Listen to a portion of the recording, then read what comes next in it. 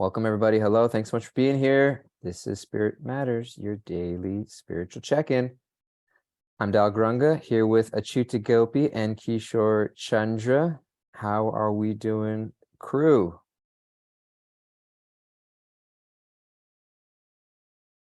We're doing great. We're We're doing great. great.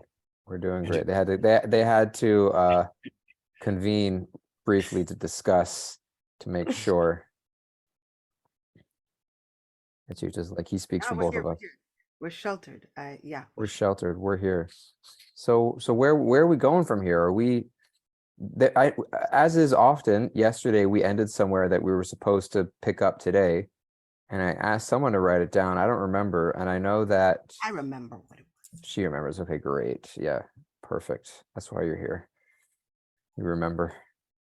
We were talking about surrender, and we were talking about the many ways that surrender comes into our lives. And I had posed the question, what do we do when we feel like the surrender makes it feel unfair?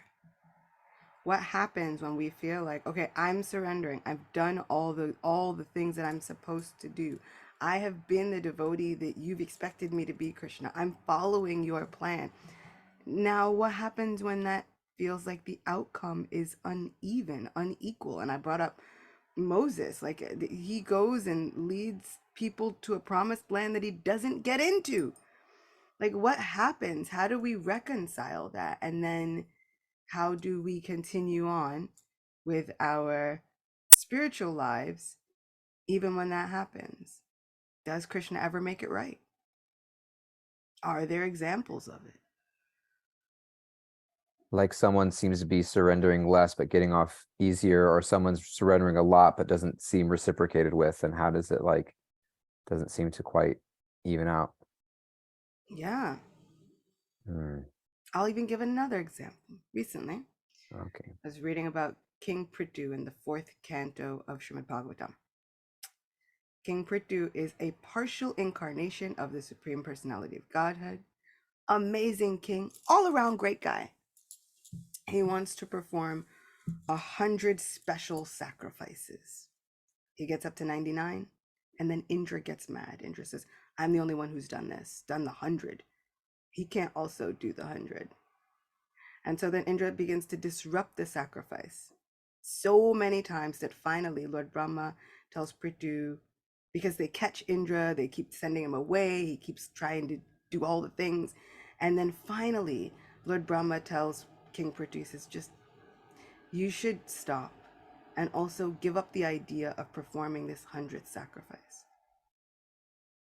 And I'm reading this, and I'm also reading with my sister, and we're like, Prithu didn't even do anything. What do you mean? What do you mean? It's like when you have two kids and the parent is like, look, just stop. Give the kid, the second kid, whatever they want. And it's like, but I was just minding my business, doing the right thing. And these sacrifices were for the good of everyone, for the good of the earth. They would have made Lord Vishnu happy. Like, how do we like, what do you mean just stop? And they said, well, Indra's very, very stubborn. He won't give up. You should just let him have it. And not even like, oh, give it a hiatus. It's like, just don't try to do this anymore. And finally, Prithu actually says, okay. And he abandons the idea of having that 100th sacrifice. And I was telling my sister, I was like, if I know anything about Krishna, he's going to make it better. He better make it better, because that's what I know about my Lord. These are the things I demand from my relationship with my Lord. Um, the the way Krishna evens it out is Lord Vishnu personally shows up after. No sacrifice needed, no sacrifice to invoke him, all these things. He shows up and he speaks with Maharaj Prithu. And then he gives Maharaj Prithu this glimpse of this incredible transcendental love for God, like the kind of love that only like the gopis or his consort will have. This Maharaj Prithu gets that. And then Lord Vishnu says, so please, like, ask for anything. Ask it. He gives. So he's eager to give him any benediction. Eventually, Maharaj Prithu says, just let me have devotional service. Let me never forget you. And so that is how I was thinking about it in my mind, this is how Krishna evens it out. Sometimes it may seem materially as though the people get whatever they want and we surrender and it feels like we have nothing. It is never an all or nothing situation, even though our minds will convince us that it is. But even if it looks like materially we don't get anything, we get Krishna. And we have to know that. And not just like we get Krishna, oh yeah, there's an idea of Krishna. No, Krishna says, I've sold myself to you. You can do whatever you want with me, but I will be with you. And I will be here for you. And so that is how I'm looking at the surrender, how I'm looking at the, we think surrender brings all of these calamities. We think surrender means all these other people get off scot-free, but who's going to hear my heart? Who's going to hear what I need? Krishna, personally. That's my rant. Love it. What do you think, Kishore? Ooh, I'm still acclimating to the reality that is this life, because I just woke up. Just I wake up and agree. just- I agree with everything that Achyuta says. I actually was really inspired by Achyuta where we left off yesterday, because I spoke about this a little bit at Tuesday Night Kirtan. I spoke about it a lot at Tuesday Night Kirtan, and specifically this point of where we left off, actually, of like, what if things don't go my way? And specifically, what if the surrender into my journey, my spiritual journey, my yoga journey, my bhakti journey, whatever journey it is, like, what if my surrender doesn't go the way that I thought it was going to go? What if I don't get out of it what I thought I was going to get out of it? And that extra caveat that Achyuta brings up of like, and what if everyone else seems like they're doing great and they didn't even have to go through this whole surrender thing, but over here I'm having like an existential crisis every other day because I've chosen to surrender, And I think I said this yesterday, and I'm going to say it again because I really like it, and that's where my head is at. But I really invited everyone at the Tuesday Night Kirtan to kind of like suspend that word for a little bit of like surrender, because it can bring a lot of implications. And for people who maybe are like newer to spiritual life, it can bring a lot of like, what, I just have to like let go completely. I just have to have like full trust that this is somehow going to work itself out. I just have to just like, it can be kind of a lot.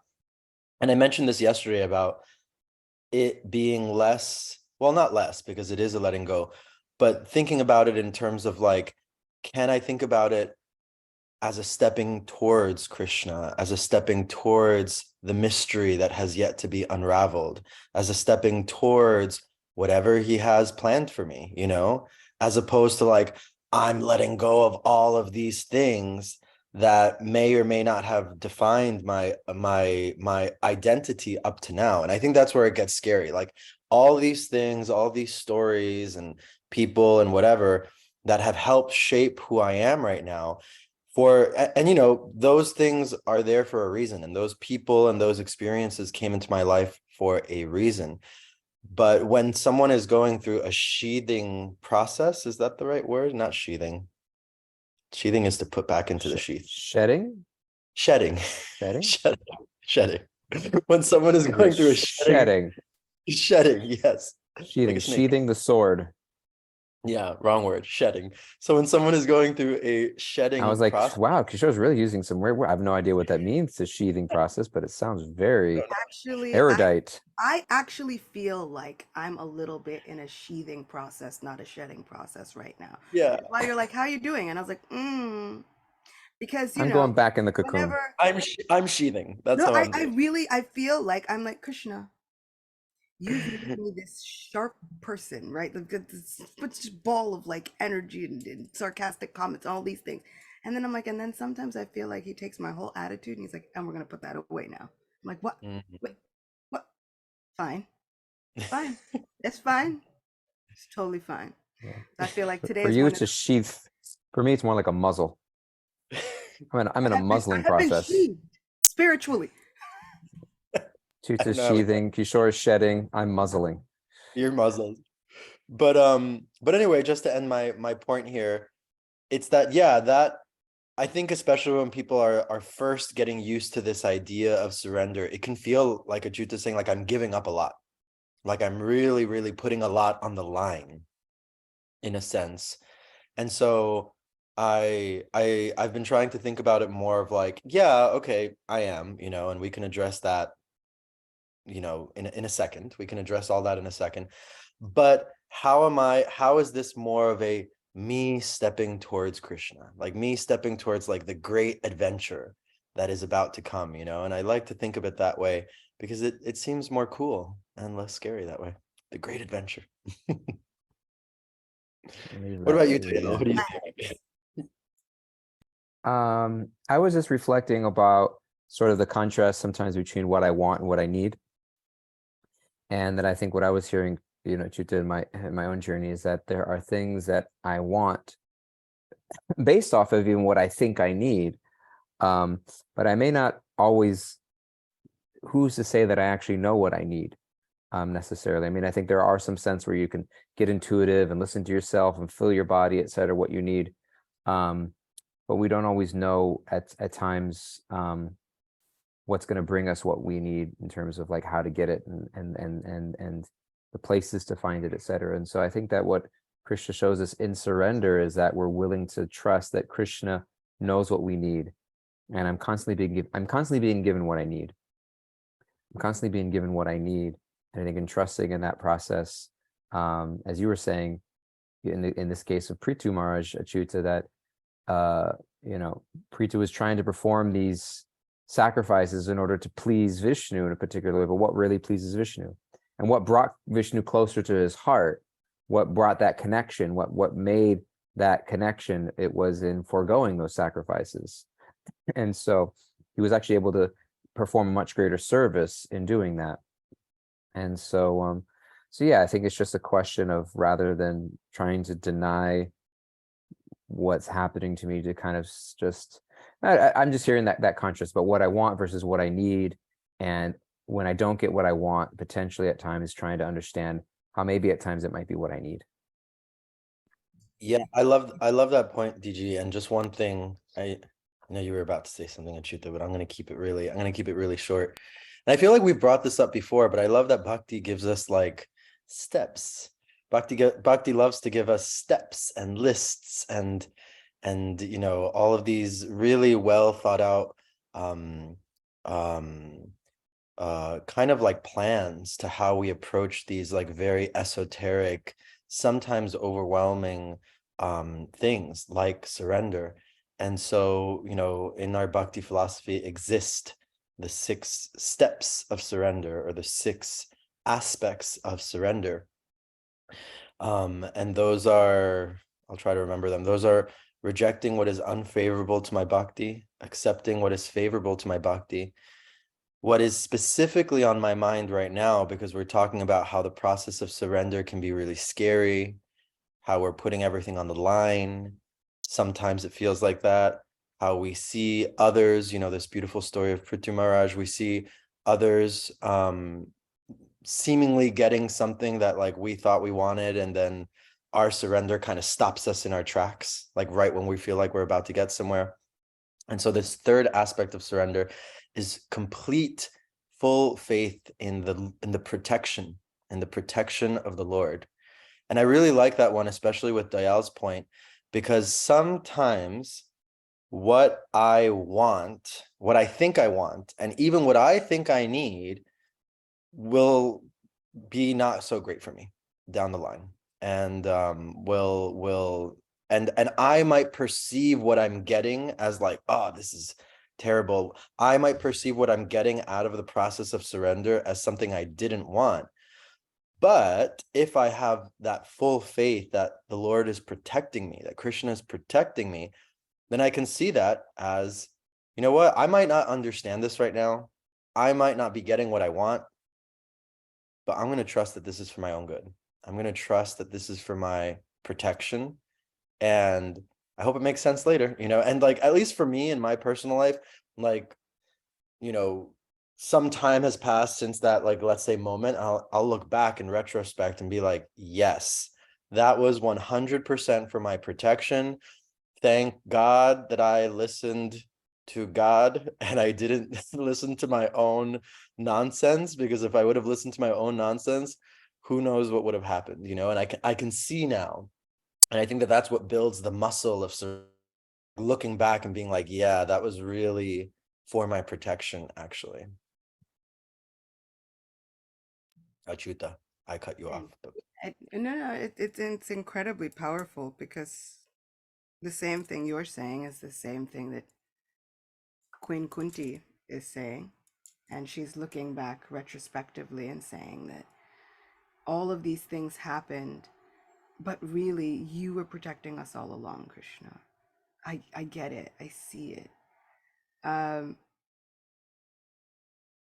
what I really love about this story and example of Maharaj Prithu is that even though he surrendered, he didn't like it. He still felt annoyed at heart. He still had these like agonistic, antagonistic feelings, even toward Indra. Eventually, he does let that go, but Lord Vishnu even shows up before then. So that is hopeful for me, because there are a lot of times I'm like, okay, I'll surrender it. And inside, I'm like, I've surrendered it. That just means okay, fine. I'm going to go along with your plan, Krishna, and I'm going to try and be quiet. Because I'm not happy about it. And I like that Krishna does not wait for everything to be perfect in order to bestow his mercy and his love on us. He's not like, okay, well, I'm going to wait for your heart to be completely cleansed and completely free and for you to be completely perfected, and then I'll show up. He shows up anyway. And that is my saving grace, because the action of the surrender is something that I find that I'm able to do, because sometimes that's out of my control. I'm forced to surrender. But internally, we still have those feelings. We still have that, like, but I've missed out. Like, look what happened to me. Sometimes it doesn't help like, I can see, oh yes, this was Krishna's protection. But then sometimes it still makes you feel sad about the fact that you had to go through whatever it was to begin with. Things that most times we are very convinced that we did not deserve. And so I like that Krishna will still show up. The moment we surrender, Krishna will show up, whether it's perfect or not. It's so interesting, the idea of where we get the concept of things are supposed to be a certain way, right? Because I think that Kishore, you were referencing this idea of like pain being inevitable, but suffering being optional. And I've quoted Richard Rohr before, of defining suffering as like a sense of injustice related to our pain, like a sense that like this isn't right. The fairness that you're talking about, Achyuta, like this isn't right. It's not supposed to be this way. I could have avoided this if I just would have made some other decisions or played it smarter or was in a different place or the right place at the wrong time or whatever. And so I think it's just interesting to just kind of, I'm just reflecting on like where does this idea that things are supposed to be a certain way come from? And I think it's from this idea, as as I'm speaking, this sense of like me in the center. And I think that, you know, what really the message of the Gita, we're talking about, you know, centering our conversations around the Gita. I think, you know, our Krishna's instructions are the trying to pull Arjuna out of his own center, not like off center, but like you're looking at this from like a very you point of view. I'm asking you to pull out and look at it from me, capital Me, God in the center, and allow that to actually, it's sort of, I think, can reframe how I think things are supposed to be. Like if we're all entering it like everyone is meant to serve me and revolve around me, then yeah, things are supposed to go a certain way. And this definitely isn't the way that things are supposed to go for sure. Things are going to feel unfair and uneven, etc. But if I look at actually like things are meant to be placing me in a position where I can learn how to remove, I'm trying to learn how to remove myself from the center so that I can put God in the center and I can approach things from that perspective. I think that it just kind of shifts that thought of like, where did I get this understanding of like things are supposed to be this way or that way? Well, not for nothing. I mean, I think that you are absolutely right. But I also think that it's rigged again because we Mm, have this idea of this all-encompassing karma, this material nature of balancing the scales. And so now we have this age-old idea, which is actually karma is not eternal, which is amazing. But we have this big idea, and Bhagavad Gita is going to get into talking about this big idea of karma, of this is the way life goes. There's this action and then this reaction. And so sometimes when we think, yeah, but I've been performing the actions you say I should be performing, why is the reaction now different? We can get this sense of where's the justice? Where's the equality? Because we feel that we have been promised a way away from the pain.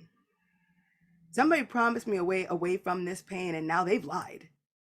They have lied to me. I'm still feeling it. It's not working. But karma is one of the things in the Bhagavad Gita that is spoken about of the 5 topics. Karma is not eternal, which is so amazing. This idea of this universal justice is actually not eternal. It's changing. And then what it boils down to, it is whatever Krishna wants it to be. And so then, we have this idea. It's like, well, things are supposed to be fair. And then at any moment, Krishna, you could just switch up the rules to whatever you want.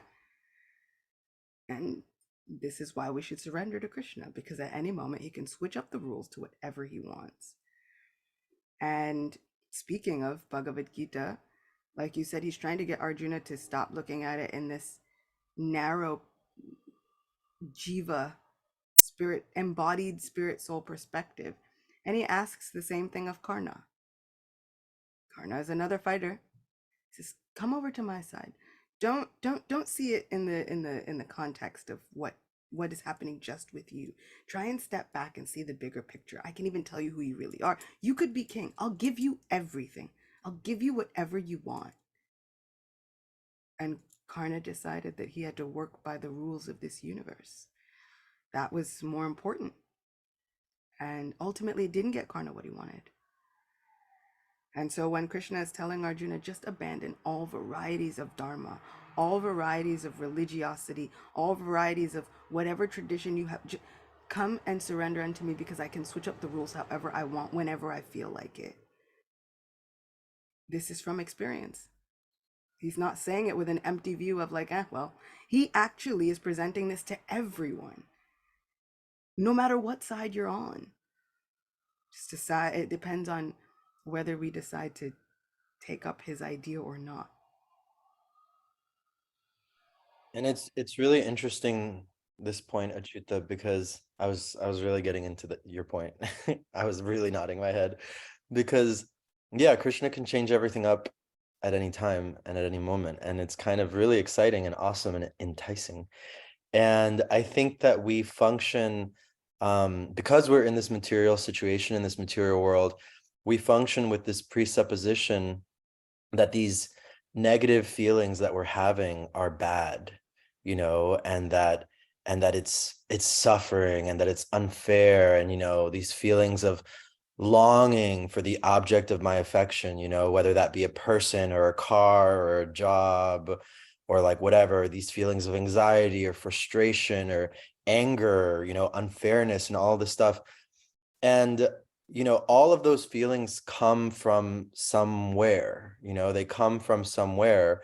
They're not just random feelings. And I guess what I'm trying to say is, like, when we look at spiritual examples, and not to get too esoteric or too much into these kinds of things, But when we look at like more spiritual examples in Krishna's pastimes, it's like those feelings are there. Like the gopis are experiencing, Mother Yashoda and the Gopas and Nandamar, they're experiencing feelings of frustration and anxiety and anger with Krishna and annoyance and love and longing and all of this stuff. Like all of that is there, but because it's with Krishna, it deepens kind of this really, like, it deepens this bond with Krishna. Like I'm thinking of the Ras Leela where Krishna's dancing with the gopis and then he disappears on purpose, to increase the anxiety and the longing and the hankering of the gopis. And then he comes back and he's like, yeah, you guys got really,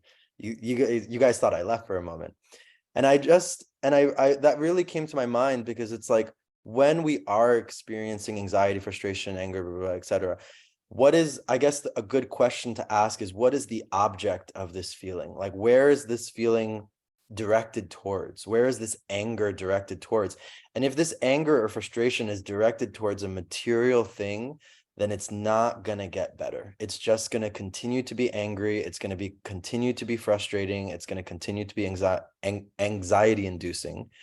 But if I somehow am able to dovetail, and this is the secret of bhakti. It's like I can dovetail anything in this material world to Krishna.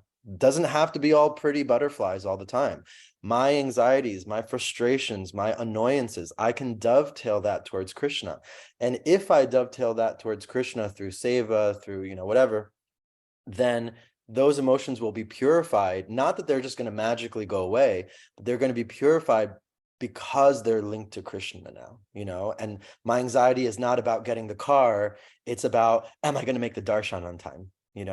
My anxiety is not, am I going to get the job? It's, I got to do my seva and I got to do it nicely because I'm doing it for Krishna, and so now those feelings become less hopeless, because I think sometimes those negative feelings can feel hopeless because there's no reciprocation with those feelings in the material world with temporary things, whereas with Krishna, who's eternal, there is a reciprocation.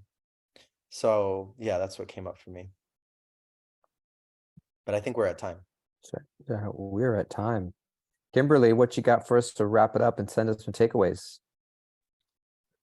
Thank you. From Kishore, I'm taken away to step towards Krishna and the great adventure, because it's a mystery.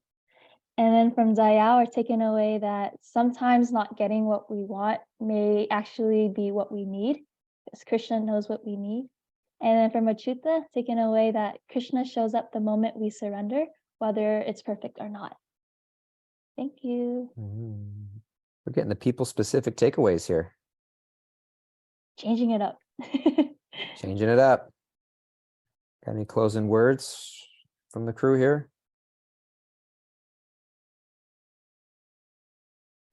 We said it. We said everything that needs to be said. I've been sheathed. Yeah, You've been sheathed. Muzzle me. Muzzle me. I've shedded. Shedded. Muzzled. Okay, guys, that's all you get. Thanks. We love you guys. Thanks so much for being here with us. It's always wonderful speaking, sharing. Tomorrow, Kishore's going to India, right? Yeah, so We got to see when our next episode's going to be. We'll reconvene. We'll let you all know. Till then, be well. Know that you're loved. Know that connection is there for you. And we're glad that you're here. Please take care, everybody. Be well, and bye-bye.